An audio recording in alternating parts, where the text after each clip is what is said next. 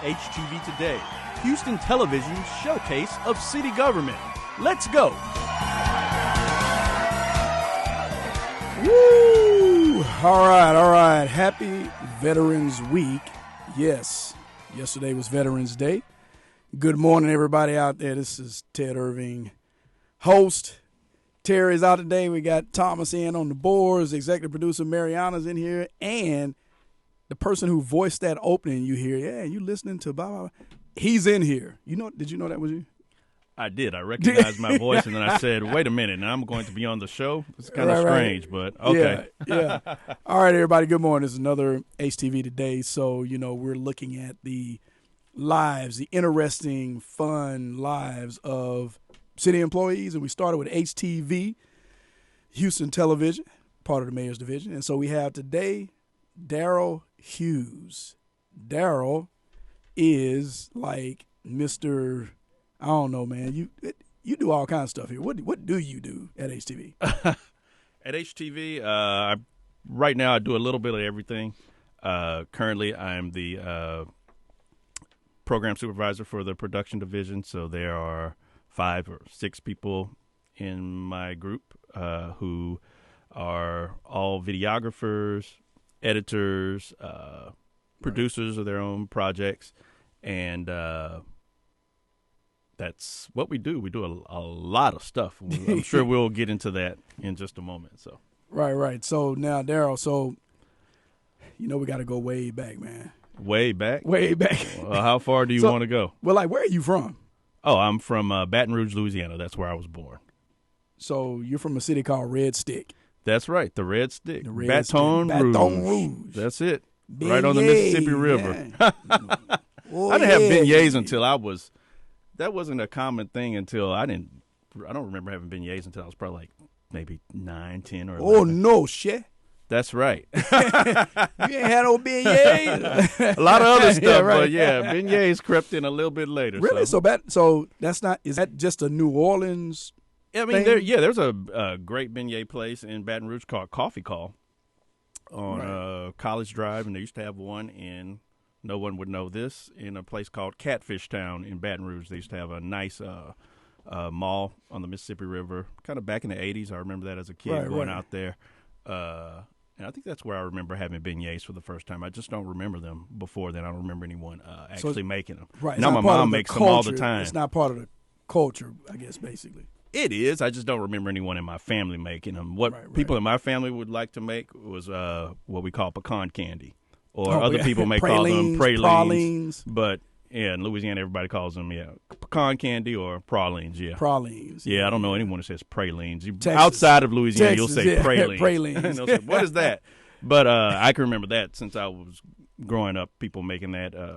My mom, aunts, great-grandmother, grandmother making that in the kitchen. Creole or normally Cajun, around which one?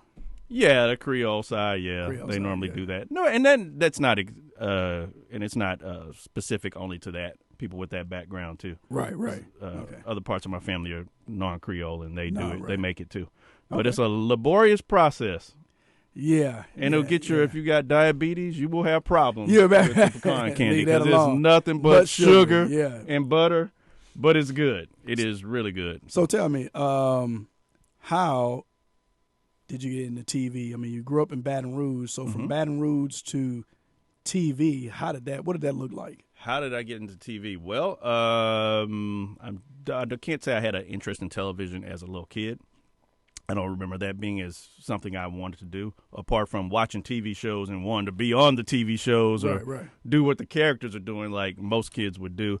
I don't think I had an interest in doing things behind the scenes or doing camera work in TV at all as a kid. I got into television when I chose a major in college.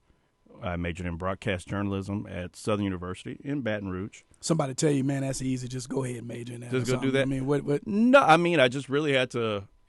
Maybe my first year in college, I wasn't sure what I was going to do. So that was just what I gravitated towards because I thought that was something I would actually like doing. Right. And at the time, as I got into the major, I actually really wanted to probably be a reporter and things like that and do things on camera. Then I just kind of moved away from doing that, but by being in college and doing those things, I was able to write, put together packages, and do something that's a little bit more creative, which I think I have that bent. That's a natural bent in me. So that was the direction I wanted to go in. Yeah, because speaking of creative, because you're also an artist. Yes. You have some work on display here at City Hall. So yes. But didn't pursue being a starving artist? You didn't want to? No. There you go, starving artist. So if I had pursued being an artist, you can't go back and change anything. That's what I would have been heard. Everyone would have told me, how are you going to make a living doing that? You can't make a living doing that. You're good at that, but you can't make a living doing that. And I'm sure there are difficulties and challenges with pursuing things like that, but that shouldn't necessarily be a deterrent for not doing it. But, yeah, I've been an artist since I was small. Probably 2 or 3 years old. Yeah, I used to draw in the Dr. Seuss books I used to have. I used to draw in them. Yeah, like everybody. Well, but hey, for everyone listening, stop by City Hall. You can see some of Daryl's work in the hallways of HTV. Cool stuff. Yes, so sir. Now, first job in TV. First job in TV. Let's see. I interned at Channel 2 and Fox 26. Okay, but wait. Well, hold on. Let me go back because now you Southern University grad, right? Yes. Baton Rouge. Yes. But then how did you make your way to H-Town? Oh, okay. So I skipped over all that part. So I was born in Baton Rouge, Louisiana. I spent the first about 7 years of my life in Baton Rouge, and then I moved to Houston as a kid. Okay. So I went through the rest of elementary school here and high school here in Houston, and then I returned to Louisiana for college. Okay. In Baton Rouge. SU. So is that a family thing? Everybody SU. Bayou Classic. Yeah, probably about 80% of my family, probably 90%, have all attended Southern University. Right. So, and who'd you? Well, my mom and dad are Southern graduates. All of my grandparents. So you would get a beat down if you mentioned anything about visiting Grambling, anything about if you had said, "Oh, I think I'm gonna check out Grambling as a school." Yeah, all no, that. They didn't want to hear that. Or if you thought about going to TSU, no, you don't want to go there. You don't want to do that. LSU, there's LSU rivalry too. There's all of that stuff. So you would hear about it. But some of the other grandkids and people that have come along, they've gotten away without going there. So they've kind of broken some of those patterns. And so you graduate, you're here, and then you get on in Channel 2, right? Yeah, I interned at Channel 2. I'd actually applied for 2 internships when I was in college, probably in my senior year, and I applied to KPRC Channel 2 and Fox 26. And what ended up happening was both of them accepted me. So I was like, oh, which one do I pick? Which one do I go to? And someone told me, hey, why don't you do both? Right. So I just did both that summer. I would go from one and go to the other. So one in the morning, one in the evening. Something like that. I don't know how. I think I had certain days that I could go to Channel 2 and certain days I could go to Fox 26. Okay. So that was pretty cool, and I actually liked doing it. I actually learned a lot there. It was right before Fox 26 moved to the big station. Oh, so you were in the old building over there at on West Town. Yeah, that little white building by the train track. Because it used to be KDOG TV. Okay, all right. See, I didn't know that. Yeah. Yeah, it was right. They were getting ready to move, so that was like their last time there. So that's when I was there. I think I spent more time at Channel 2. Okay, all right. So first full time. Because you intern, what was your first full-time My gig? first full-time job is actually here, where I am right HTV. here. So I came straight here. I came into HTV, or the City of Houston's municipal channel at the time, as a part-time master control operator. So it was just somewhere to get my foot in the door and get a job in broadcasting, and then kind of from there, things developed and changed and other opportunities opened up. So talk about the hierarchy, right? The progression from master control to how did you get to this point where you're a senior producer? Well, when I went into master control, of course, obviously I didn't have any experience in running master control things. In college, what I was taught was broadcast journalism and videography and editing and all those things. So those are my specialties, to be able to write things, voice things, report things, or shoot and edit. So master control, obviously, there's no training in that. It was kind of all training on the job, but it was a way to get my foot in the door. So I worked in master control probably for about a good two to maybe 3 years. Okay. During that time, Mother control. We used to call it mother control.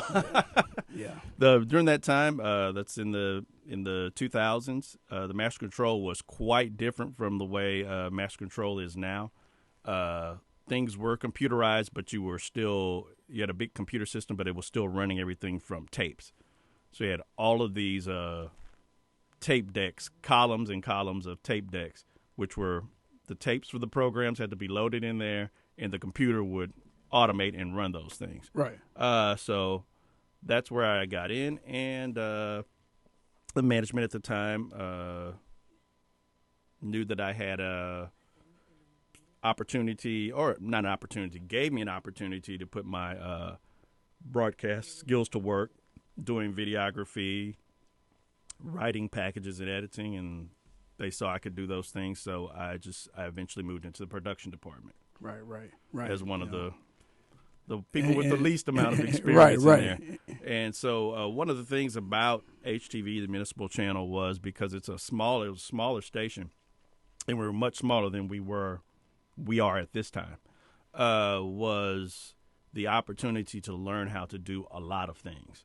So many times, if you go to another station or another broadcast facility, many times you're a camera person. That's what you do. That's all you do. And then there's some people that are editors, and that's all they do is edit. They don't shoot. Right. So now let me ask you this. Changed, but I know a lot is crazy change. Yeah. But I got to get in before we. I got to get in. The craziest time, because council meetings can be pretty wild. What's the craziest, funniest thing that ever happened to you while you've been at HTV? Funniest. I mean, either to you or that you've seen. No, a funny thing. Wow. I don't know which ones I want to say. Some of them were funny things. Leave names out. Leave council members' names out. Council meetings. Wow.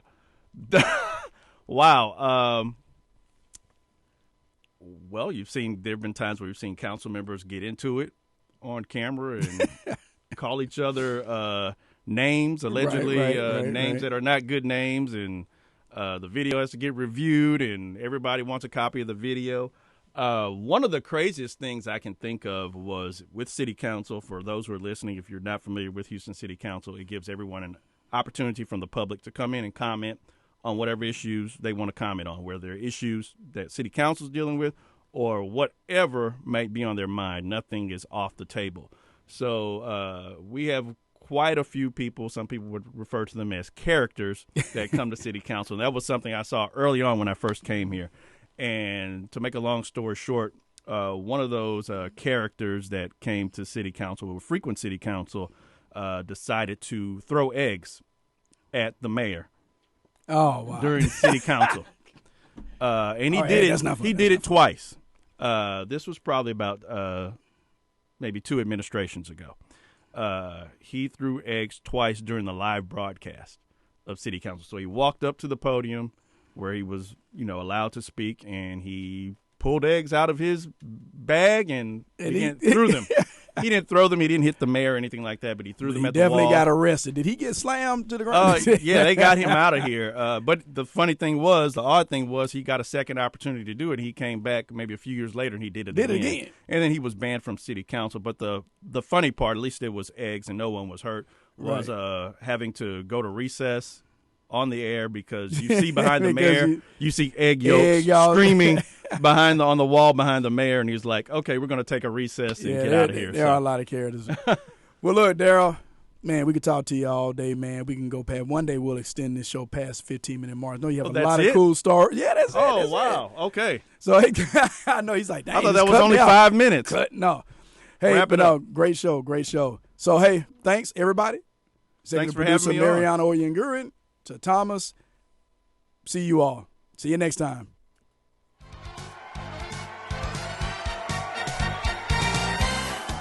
HTV Today, Houston Television's showcase of city government. Let's go!